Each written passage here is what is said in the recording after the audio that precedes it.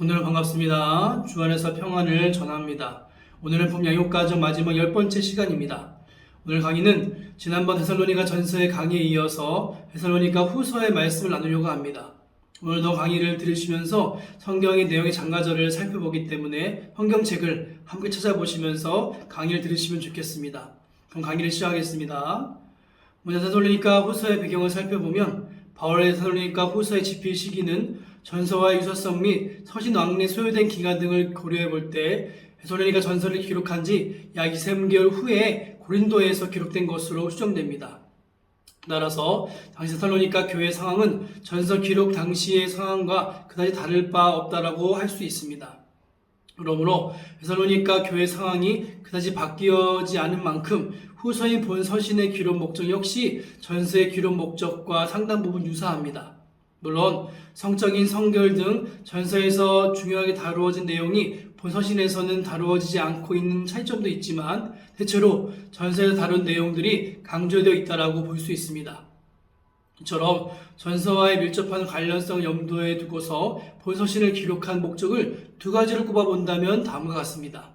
첫째로 환난 가운데 있는 성도들을 격려하기 위함입니다. 데살로니가 전서 기록 당시와 같이 데살로니가 성도들에 대한 박해는 지속되고 있었습니다. 어떤 시간이 지나면서 또한 교회가 성장하고 활동적이 되면서 이교 세력의 한가운데 있는 이 조그만한 그리스도교 공동체에 대한 박해는 점점 심화되었습니다. 전서에서 이 문제를 언급한 바 있었던 바울은 본서신에서 이 문제를 좀 더 깊이 다룰 필요성을 느꼈습니다. 그래요 성도가 당하는 환난의 의미 및 그 결말에 대해 다룸으로써 바울은 다시 한번 성도들을 위로하고 격려하고 있음을 말씀을 통해 확인할 수 있습니다. 그리고 본서신을 기록한 두 번째 목적은 주의 재림에 대한 일부 성도들의 오해를 교정하고 재림 신앙에 합당한 삶을 살도록 권면하는 것입니다. 저는 생각하기로 바울이 이 데살로니가 후서를 쓴 목적의 가장 큰 이유가 여기에 있다는 생각이 듭니다. 바울은 이미 전서에서 주의 재림과 성도의 부활 및 재림을 기다리는 성도의 거룩한 삶에 대해서 이미 충분한 가르침을 전한 바 있습니다. 그런데 재림에 대한 데살로니가 교인들의 오해는 여전히 계속되고 있었습니다. 어떤 이유에서인지 이번에는 주의 날이 이미 임하였다라고 하는 거짓된 가르침이 유포되었던 것입니다. 그리고 그런 가르침은 상당 부분 바울의 가르침에 대한 잘못된 정보 곡해에 기인하고 있었습니다. 다시 말하면 주의 재림에 관한 이러한 거짓 가르침은 고성도들의 삶에 심각한 부작용을 초래하였던 것입니다. 어쨌든 이런 상황에서 성도들의 재림에 대한 태도가 지나치게 과열되었고 어떤 성도들 중 일부는 잘못된 재림관으로 인해 현실을 도외시하는 일도 일어납니다. 아예 일을 하지 않고 소란을 피우며 돌아다니는 사람들도 있었고 생업을 포기하는 등 아예 일상적인 일을 중단하고 무질서한 생활을 영위하였던 것입니다. 이에 바울은 이를 바로잡기 위해 데살로니가 후서를 급하게 쓰면서 주의 재림에 대한 오해를 교정하는 데 주력합니다. 바울은 성도들의 오해를 바로잡기 위해 주의 재림 이전에 적그리스도인인 불법의 사람의 출현과 활동이 있을 것을 예고합니다. 그리고 주의 재림 시 불법의 사람 및 그의 추종자들에 대한 종말의 심판이 있을 것 또한 예고합니다.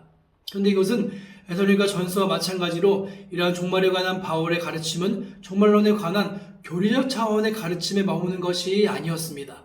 바울의 관심은 성도들이 바른 교리적 가르침에 근거하여 바른 삶을 영위하도록 하는 것에 있었습니다. 즉 바울은 종말에 대한 오해를 교정함으로써 그 오해로 인해 무질서하고 게으른 삶을 살고 있는 일부 성도들의 왜곡된 삶을 교정하고자 하는 것이며 더 나아가 인내로서 믿음을 지키고 있는 일반 성도들을 흔들리지 않도록 더욱 굳세게 하고자 하는 것이었습니다. 이 교회사를 볼 때 주의 재림의 때와 시기를 함부로 판단하고 결정하여 그와 연관된 열광적 운동을 벌인 거짓 교사들의 그 모습이 핀번하게 출현했다가 사라지곤 했습니다. 이러한 잘못된 종말론의 가르침은 교회의 혼란과 분열을 초래하며 하늘을 소망하면서 동시에 이 땅에 발을 딛고 살아야 하는 성도들의 삶을 일상의 궤도에서 이탈하게 만듭니다. 그런데 잘못된 종말론은 앞으로도 끊임없이 나타날 것이며 또한 주의 택한 백성들의 신앙과 삶에 악영향을 초래하게 될 것이라는 겁니다. 그러나 은혜인 것은 바울 사도의 데살로니가 서신들을 포함한 주의 말씀이 이러한 거짓과 오류로부터 성도들의 신앙과 삶을 교정해주는 역할을 하고 있다는 것입니다. 바울이 데살로니가 후서의 서신을 통해 진정한 재림신앙은 환난 속에서 믿음을 지키며 일상에 살며 최선을 다하는 것이라는 귀중한 교훈을 성도들의 가슴에 들려주고 있다라고 할 수 있습니다. 이제 한번 말씀의 순서에 따른 내용을 살펴보면 간략한 도입부와 종결부를 제외한다면 전체 3장으로 구성되어 있는 데살로니가 후서는 각 장별로 비교적 선명하게 내용을 구분할 수 있는 구조로 되어 있습니다. 1장은 환난에 처한 성도들에 대한 격려를, 2장은 재림의 징조와 심판에 대한 예고를, 3장은 재림신앙에 합당한 성도의 삶을 그 내용으로 다루고 있습니다. 이런 구분에 따라 각 장별로 내용을 좀 더 살펴보자면 먼저 1장 1절부터 4절은 본서의 도입부 역할을 하는 부분으로서 바울이 발신자와 신자를 밝히고 신자에게 축도한 후 데살로니가 성도들의 신앙에 대해 감사하는 부분이 나옵니다. 데살로니가 성도들의 믿음의 성장과 성도 간의 사랑의 풍성함과 핍박과 환난 중에서도 인내로 인해 바울 하나님께 감사한다라고 밝히고 있습니다. 이어 5절에서 12절은 환난 중에 있는 성도에 대한 격려의 내용이 등장합니다. 바울은 우선 성도가 환난을 당하는 것은 고 하나님의 공의의 심판이 있다는 것을 확증적으로 보여주는 증표라는 것을 밝힙니다. 또한 성도들이 세상에서 핍박과 환난을 당하는 것은 하나님 나라에 합당한 자로 여기심을 얻게 하려는 것임을 인식시키고 있습니다. 이처럼 성도의 환난의 의미 및 하나님의 공의의 심판에 대해 밝힌 후 바울은 하나님의 능력과 은혜를 구하는 중보기도를 드림으로써 환난 중에 있는 성도들을 격려하고 있습니다. 특별히 여기 본문은 다시 두 부분으로 나눌 수 있는데 먼저 전반부 5절부터 10절에서는 환난 중에 있는 성도들을 위한 바울의 격려를 보도하고 있습니다. 바울은 여기서 먼저 성도가 환난을 받는 것은 하나님의 심판의 공의로운 것을 확증하는 증표라고 말하면서 그 이유를 두 가지로 제시함으로 환난 받는 성도들을 위로하고 있습니다. 그 이유란 첫째로는 성도는 하나님의 나라를 위해 환난 받는 것을 통해 하나님 나라에 합당한 자로 간주되기 때문이라는 것입니다. 둘째로는 성도들로 하여금 환난에 처하게 하는 자들에게는 환난으로 갚으시고 환난 받는 성도들에게는 안식으로 갚으시는 것이 하나님의 공의이기 때문이라는 것입니다. 바울은 이어 예수께서 장차 천사들과 함께 재림하실 때에 믿지 않는 자들의 형벌을 받고 또한 성도들은 영광 중에 오시는 주님을 맞게 될 것이라는 불신자들과 성도들의 서로 대조되는 궁극적 상황을 밝힘으로써 바울은 여기서 하나님의 공의로운 고난 중에 있는 성도들을 격려하고 있습니다.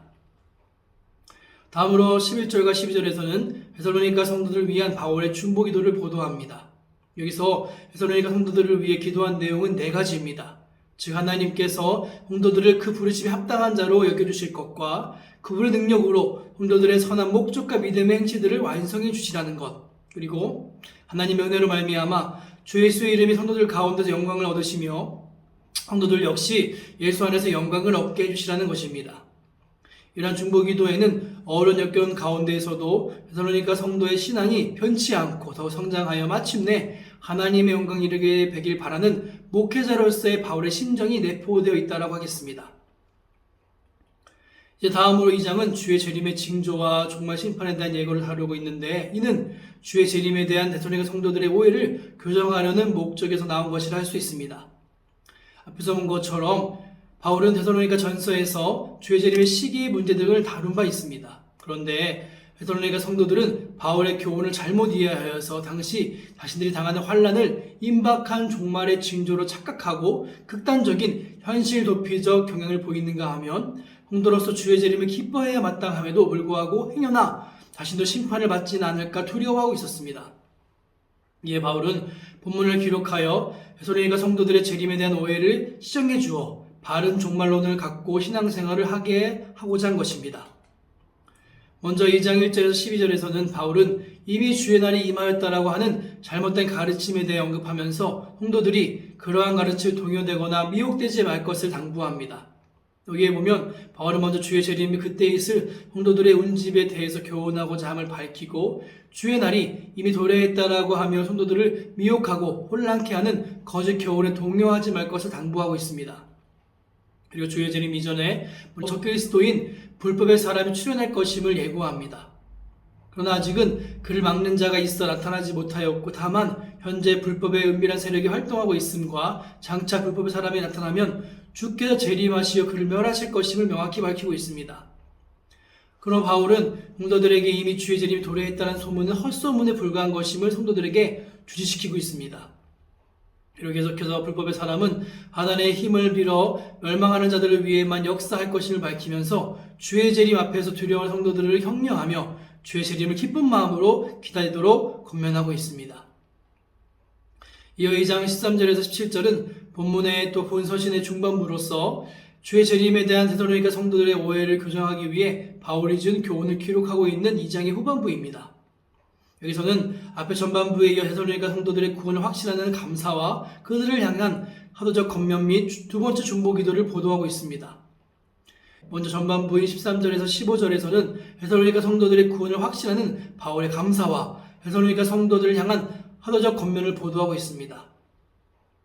여기에 보면 바울은 먼저 데살로니가 성도들을 믿음으로 구원의 일을 자들로 택하여 주신 것을 감사하되 하나님께서 데살로니가 성도들의 구원을 위하여 하신들이 전한 복음으로 그들을 부르시고 주 예수의 영광에 참여케 하셨음을 강조하고 있습니다. 그리고 이어서 자신이 전한 사도적 가르침을 데살로니가 성도들이 굳게 지켜주기를 당부하고 있습니다. 다음으로 후반부 16절 17절에서는 데살로니가 성도들을 위한 바울의 두 번째 중보기도를 보도하는데 여기서 바울의 중보기도의 내용은 하나님 아버지께서 데살로니가 성도들의 마음을 위로하시고 선한 언행을 굳건히 행할 수 있도록 도와주시라는 겁니다. 이러한 내용의 또한 본문은 주의 재림 앞에서 혹여 심판을 받거나 또한 그것에 대한 두려움을 가지고 있는 정상적인 신앙생활을 하지 못하고 있는 성도들에게 큰 위로와 확신을 주었을 것입니다. 이제 마지막 3장은 재림신앙에 합당한 성도의 삶을 내놓고 있는데 이는 2장의 내용과 밀접히 연관되어 있습니다. 즉 2장에서 주의 재림에 대한 일부 성도들의 오해를 교정한 뒤 3장에서는 올바른 재림신앙을 가진 성도들이 일상생활에서 어떻게 살아야 하는지에 대한 부분을 교훈과 권면으로 제시하고 있습니다. 그래서 바울의 권면은 규모 있는 생활, 즉 질서 있고 자기 일에 충실한 생활을 하라고 이야기합니다. 바울은 성도들에게 규모 없이 행하고 하도의 교훈을 따르지 않는 자들, 곧 잘못된 재림신앙으로 인해 지옥과 같은 일상의 일에 대해 게으르고 무질서한 생활을 하는 자들을 멀리하라고 권면합니다. 그리고 데살로니가 바울 자신이 복음 사역을 수행하면서도 직접 수고로의 일한 본을 보인 것을 상기시키면서 규모 없는 자들에 대해서도 차분히 생업에 종사하며 자기 힘으로 먹을 양식을 구할 것을 명하고 있습니다. 이러한 내용의 3장은 세 부분으로 나눠지는데 그 전반부 본문에서는 데살로니가 성도들을 향한 바울의 기도 요청과 그들에 대한 바울의 신뢰 표명 및 세 번째 중보 기도를 보도하고 있습니다. 본문을 좀 더 구체적으로 보면 먼저 1절과 2절에서는 바울은 데살로니가 성도들을 향해 자신을 위한 기도를 요청하고 있습니다.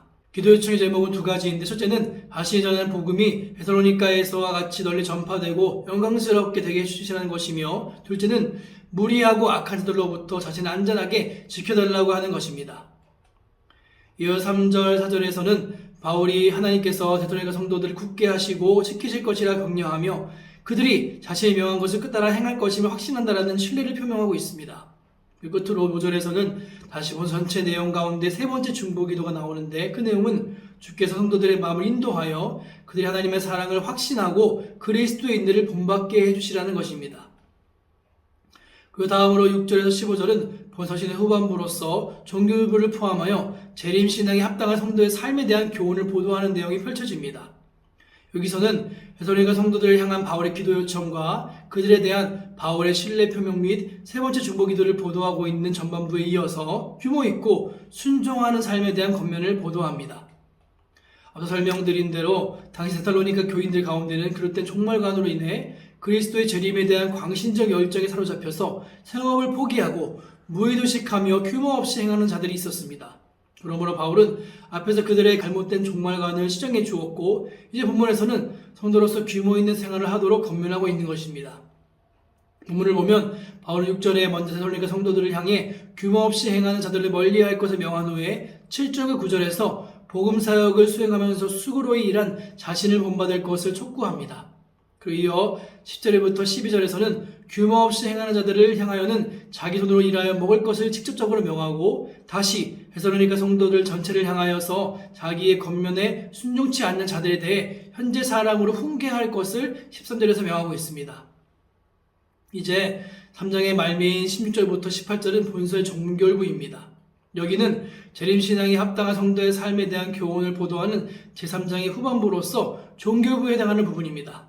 여기서는 바울의 이중의 축도와 친필문안 인사를 보도하고 있습니다. 말씀을 살펴보면 먼저 16절에서는 데살로니가 교회의 평강을 비는 첫 번째 축도를, 17절에서는 하도 허신의 표식으로서의 친필문안 인사를, 18절에서는 예수 그리스도의 은혜를 소망하는 두 번째 축도를 보도하고 있습니다. 이것도 바울은 데살로니가 교회와 성도를 향한 마음다운 서신을 이제 마무리 짓고 있는 것입니다. 자, 이렇게 데살로니가 후서의 내용을 끝으로 2023년 봄 양육 과정이 오늘로써 마무리가 되었습니다. 저는 이번에 강의를 준비하며 역사서의 사도행전과 바울 서신인 갈라디아서, 데살로니가 전후서의 그 부분을 살펴보면서 이전에 알지 못했던 많은 부분을 또 배우고 또 알고 있는 것들을 정리할 수 있는 귀한 시간이었습니다. 항상 강의를 준비하며 드는 생각이지만 모든 성경에 대한 강의의 목적이 하나님과 그분의 말씀을 더 사모하고 그분 말씀의 귀한 은혜에 젖는 것이라는 생각이 듭니다. 그래서 이번 강의도 또한 저와 여러분 가운데 모두 하나님께 더 온전하게 나아가는 시간이었기를, 또한 아무쪼록 말씀의 진한 여운의 시간이 저와 여러분에게 또한 남기를 소망합니다. 다시 한번 10주간의 강의에 함께 해주시고 인도해 주신 하나님께 영광과 감사를 올려드리며 주 안에서 항상 승리하시는 성도 여러분 되시기를 거듭 소망합니다. 이제 강의를 마무리하겠습니다. 감사합니다.